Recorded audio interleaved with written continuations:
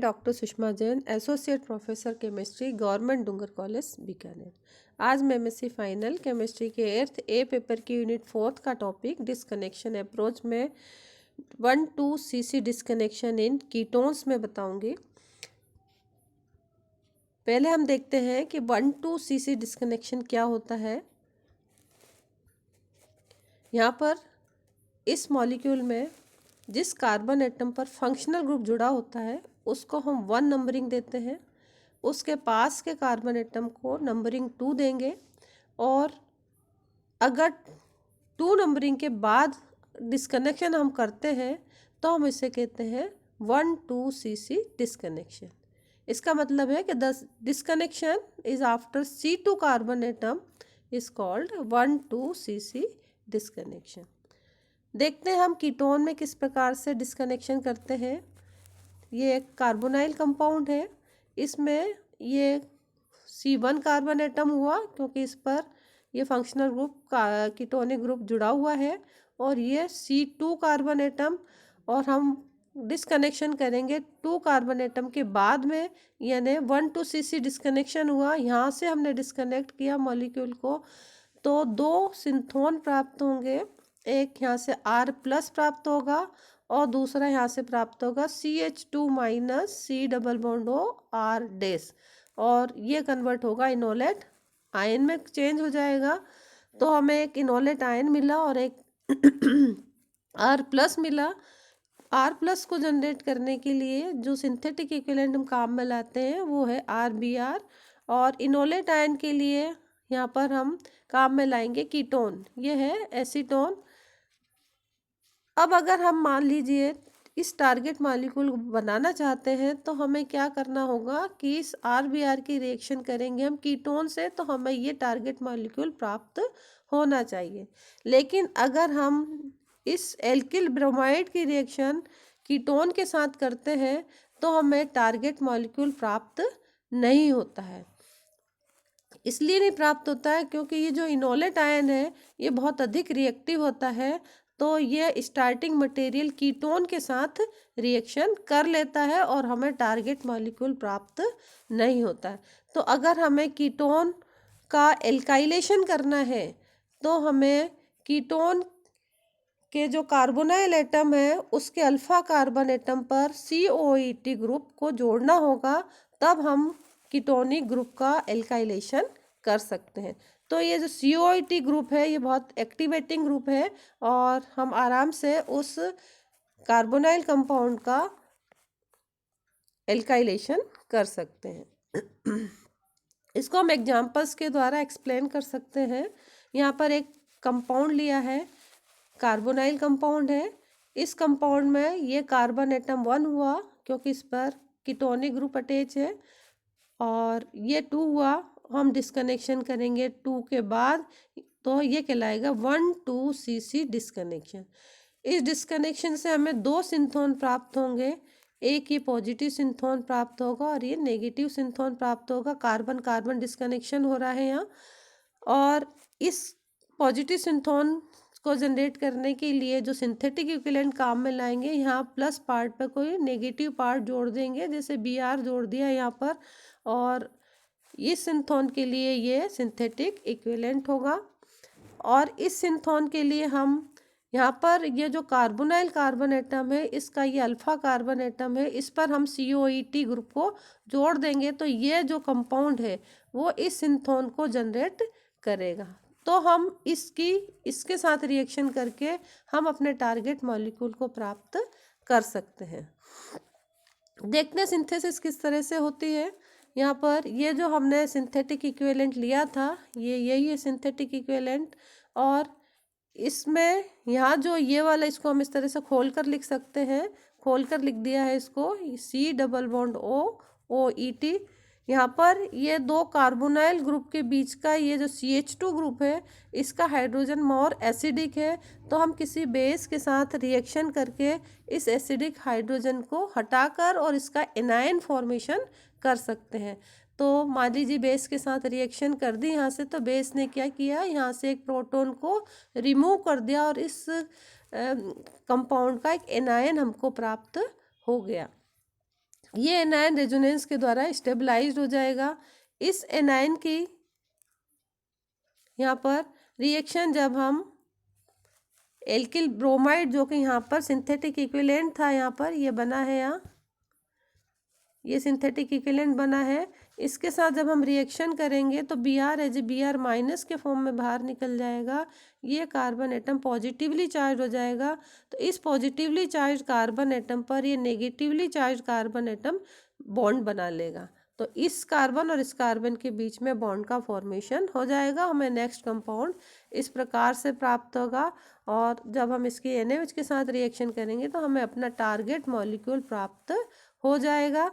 तो इस तरह से हम अपने टारगेट मॉलिक्यूल को प्राप्त कर सकते हैं।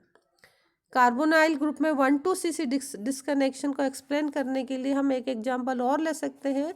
यहाँ पे एक ये बहुत बड़ा मॉलिक्यूल लिया हुआ है और इसको अगर हम डिस्कनेक्ट करते हैं तो पहले हम इसे दो छोटे मॉलिक्यूल में तोड़ेंगे।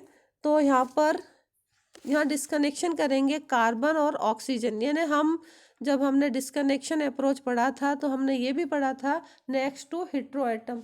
तो यहाँ का जो डिस्कनेक्शन है वो CX डिस्कनेक्शन है, या हम इसको सिंपली, चूँकि यहाँ पर ऑक्सीजन है इसलिए हम इसको CO डिस्कनेक्शन भी कह सकते हैं। ईथर है इसलिए हम इसको लिख रहे हैं CO ईथर। तो यहाँ पर डिस्कनेक्शन करेंगे तो हमें 2 सिंथोन प्राप्त होंगे। ऑक्सीजन अधिक इलेक्ट्रोनेगेटिव है इसलिए इसमें माइनस चार्ज आएगा और इस कार्बन पर प्लस चार्ज आ जाएगा। तो देखिए ये सिंथोन प्राप्त हो गया और दूसरा सिंथोन हमें ये प्राप्त हो गया। इस माइनस पर हम कोई प्रोटॉन जोड़ देंगे तो सिंथेटिक इक्विवेलेंट ये प्राप्त होगा। और यहाँ पर प्लस है तो हम कोई नेगेटिवली चार्ज एटम जैसे BrCl इस तरह से जोड़ देंगे। यहाँ पे Br जोड़ दिया है तो इस सिंथोन के लिए सिंथेटिक इक्विवेलेंट ये होगा। इन दोनों की अगर हम रिएक्शन करते हैं तो हमें ये टारगेट मॉलिक्यूल प्राप्त हो जाता है। अब यहाँ पर चूँकि ये भी बहुत बड़ा मॉलिक्यूल है तो हमें फर्दर डिस्कनेक्शन करना पड़ेगा। तो फर्दर डिस्कनेक्शन करने पर यहाँ पर देखिए 2 कार्बोनाइल कंपाउंड है। एक कार्बोनाइल कंपाउंड ये रहा, दूसरा कार्बोनाइल कंपाउंड ये है। तो यहाँ पर ये 1 नंबरिंग दे सकते हैं, इसको भी नंबरिंग 1 देंगे ही। तो ये वाला कार्बन एटम 2 ही होगा, दोनों के रिस्पेक्ट में ये 2 कार्बन एटम है। चाहे हम ये वाला कार्बोनाइल कंपाउंड लें अथवा ये वाला लें कीटोनिक ग्रुप, तो ये वाला कार्बन एटम 2 होगा। तो 2 के बाद हम डिस्कनेक्शन कर रहे हैं तो इसलिए 1,2,C डिस्कनेक्शन होगा। और डिस्कनेक्शन पर हमें यहाँ पर 2 सिंथोन प्राप्त हो जाएंगे। ये CH2 प्लस प्राप्त होगा और ये CH2 माइनस प्राप्त होगा। तो CH2 प्लस पर हम Br जोड़ देंगे तो ये सिंथेटिक इक्विवेलेंट प्राप्त हो जाएगा। और यहाँ से जो CH2 माइनस प्राप्त हुआ था CH2, तो उस पर हम एक प्रोटॉन जोड़ देंगे। तो ये यहाँ पर ये प्रोटॉन जोड़ दिया है और प्रोटॉन जोड़ने से हमें ये कंपाउंड प्राप्त हो गया। यहाँ जुड़ा हुआ ये वाला पार्ट इसका ये वाला है। तो यहाँ पर हमको 2 सिंथेटिक इक्विवेलेंट प्राप्त हो गए। अब इनसे स्टार्ट करके हम ये इस कंपाउंड से और इस कंपाउंड से शुरू करके हम ये कंपाउंड प्राप्त कर सकते हैं और इसकी रिएक्शन हम इस कंपाउंड के साथ करके अपने टारगेट मॉलिक्यूल को प्राप्त कर सकते हैं। देखते हैं हम सिंथेसिस किस प्रकार से कर सकते हैं। यहाँ पर ये सिंथेसिस की हमने यहाँ पर जो लास्ट में हमको जो मॉलिक्यूल मिला है, इस मॉलिक्यूल की रिएक्शन हम किसी एनायन के साथ करेंगे, यानी कि बेस के साथ हमने रिएक्शन की।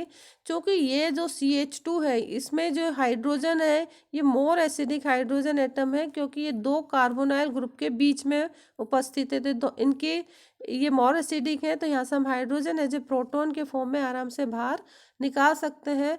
तो इस यहाँ से हाइड्रोजन निकल गया OH की रिएक्शन से, क्षार की रिएक्शन से H और OH मिलकर वाटर का मॉलिक्यूल बाहर आ गया।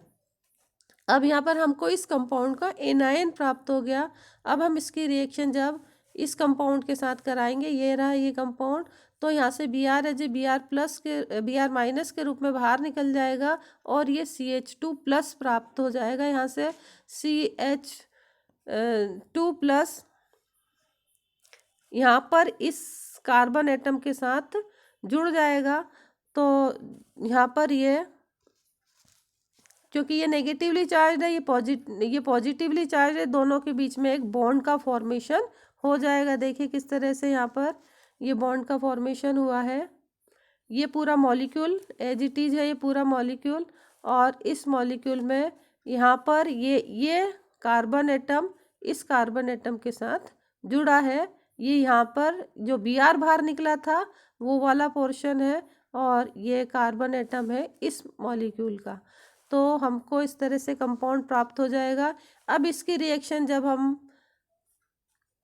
इस कंपाउंड के साथ कराएंगे, जो कि फर्स्ट डिस्कनेक्शन से हमको प्राप्त हुआ था, ये सिंथेटिक इक्विवेलेंट, इसके साथ कराने पर हमें टारगेट मॉलिक्यूल प्राप्त हो जाएगा। यहाँ पर भी देखिए H एज ए प्रोटॉन के रूप में बाहर निकल जाएगा, O माइनस बन जाएगा, और यहाँ से Br as A Br minus के रूप में बाहर निकल रहा है, तो C प्लस बन गया। यहाँ पर C प्लस और O माइनस आपस में एक बॉन्ड का फॉर्मेशन कर लेंगे।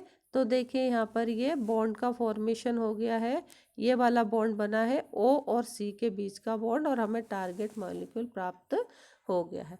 तो इस तरह से हम कीटोन्स में 1,2 डिस्कनेक्शन कैसे करते हैं, और फिर हम जो स्मॉलेस्ट मॉलिक्यूल प्राप्त होता है उससे हम किस तरह से अपने टारगेट मॉलिक्यूल को प्राप्त कर सकते हैं सिंथेसिस के द्वारा। तो हम यहाँ पर जो COET लेते हैं, ग्रुप लेते हैं, तो COT जो ग्रुप है ये आसानी से रिमूव हो सकता है। कैसे रिमूव होता है इसकी हम मैकेनिज्म भी देख सकते हैं। यहाँ पर जब हम इस कंपाउंड को हाइड्रोलाइज करते हैं तो COET ग्रुप से हमें COOH कार्बोक्सिलिक एसिड ग्रुप प्राप्त होता है। इसको जब हम गर्म करेंगे तो हीट करने पर क्या होता है कि यहाँ से ये H एज ए प्रोटॉन के रूप में बाहर निकला, ये वाला बॉन्ड इधर शिफ्ट हुआ और ये वाला इधर हुआ, तो इस पर माइनस चार्ज आ गया। H प्रोटॉन के रूप में बाहर निकला, तो ये H आकर इस पर जुड़ जाएगा, और इस कार्बन के बीच में एक डबल बॉन्ड का फॉर्मेशन हो जाएगा, और हमें स्ट्रक्चर इस तरह से प्राप्त हो जाएगी, और CO2 का मॉलिक्यूल बाहर निकल जाएगा। ये स्ट्रक्चर में, ये स्ट्रक्चर इसमें भी चेंज हो सकती है, क्योंकि यहाँ से हाइड्रोजन एज ए प्रोटॉन के रूप में बाहर निकल जाए तो O हो जाएगा माइनस, और ये जो बॉन्ड है वो इस तरफ शिफ्ट हो तो यहाँ पर ये C प्लस हो जाएगा, और ये हो जाएगा C माइनस। ये C प्लस और O माइनस मिलके एक डबल बॉन्ड का फॉर्मेशन हो जाएगा, यहाँ पर एक कोवेलेंट बॉन्ड बन जाएगा, और यहाँ पर जो माइनस बना था उस पर जाकर एक प्रोटॉन ऐड हो जाएगा, ये वाला प्रोटॉन जो कि बाहर निकला था, और हमें कंपाउंड इस तरह से प्राप्त हो जाएगा। तो इस तरह से हम बता सकते हैं कि COET ग्रुप जो है वो आराम से रिमूव हो जाता है, गुड लिविंग ग्रुप है, और इसीलिए हम वहाँ पर CO के अल्फा कार्बन एटम पर COET ग्रुप को भी जोड़ते हैं। और एग्जांपल्स हम देखते हैं यहाँ देखिए ये एक टारगेट मॉलिक्यूल है, इसमें ये वाला carbon atom C1 carbon atom है, ये C2 कार्बन एटम होगा, इस पर एक कार्बोनाइल ग्रुप जुड़ा हुआ, C डबल बॉन्ड O जुड़ा हुआ है, तो ये C1 हुआ, ये 2 हुआ, और हम डिस्कनेक्शन कर रहे हैं आफ्टर 2, तो ये हुआ 1,2 डिस्कनेक्शन। और यहाँ पर ये चूँकि डिस्कनेक्ट हो रहा है, इस जगह से डिस्कनेक्ट हो रहा है, तो दो हमको सिंथोन मिलेंगे। एक सिंथोन मिलेगा यहाँ पर CH2 प्लस, और ये मिलेगा CH2 माइनस COOH। तो देखिए CH2 माइनस COOH, और यहाँ पर ये प्लस था, प्लस पर हमने एक नेगेटिव पार्ट Br लगा दिया और सिंथेटिक इक्विवेलेंट प्राप्त कर लिया। और इस CH2 माइनस COOH को जनरेट करने के लिए हम जो रिएजेंट काम में लाते हैं वो लाते हैं डाइथाइल मेलोनेट। डाइथाइल मेलोनेट ये CH2 माइनस COOH सिंथोन को जनरेट कर लेता है। तो देखते हैं सिंथेसिस हम किस प्रकार से करते हैं। ये जो डाइथाइल मेलोनेट लिया है इसकी हम रिएक्शन करते हैं किसी स्ट्रॉन्ग बेस के द्वारा, इथॉक्साइड आयन के द्वारा, इन प्रेजेंस ऑफ इथेनॉल। ये स्ट्रॉन्ग बेस है, तो ये क्या करता है, यहाँ से एक हाइड्रोजन निकाल देता है, क्योंकि ये मोर एसिडिक हाइड्रोजन है, एक्टिव मिथिलीन ग्रुप है, यहाँ ETOH बाहर निकल जाएगा यहाँ से और यहाँ पर इसका एनायन मिल जाएगा। इस एनायन की रिएक्शन जब हम इस कंपाउंड के साथ करेंगे जो कि यहाँ पर हमको प्राप्त हुआ एज ए सिंथेटिक इक्विवेलेंट, तो यहाँ से B R as A B R minus के रूप में बाहर निकलेगा, ये एंड हो जाएगा प्लस, ये प्लस और ये माइनस मिलकर एक बॉन्ड का फॉर्मेशन कर लेंगे और हमें इस तरह से कंपाउंड प्राप्त हो जाएगा। इसको जब हम हाइड्रोलाइज करेंगे तो COET ग्रुप COOH में कन्वर्ट होगा, और जब हम इसमें से इसको जब हम हीट करेंगे तो इसमें से कार्बन डाइऑक्साइड बाहर निकल जाएगी, 1 मोल CO2 का बाहर निकल जाएगा और हमें अपना टारगेट मॉलिक्यूल प्राप्त हो जाएगा। तो इस तरह से हम कीटोनिक कंपाउंड में 1,2 डिस्कनेक्शन करके हम स्मॉलेस्ट मॉलिक्यूल में प्राप्त कर लेते हैं, और फिर उस छोटे मॉलिक्यूल से स्टार्ट करके हम उस टारगेट मॉलिक्यूल को सिंथेसाइज कर सकते हैं। Thank you.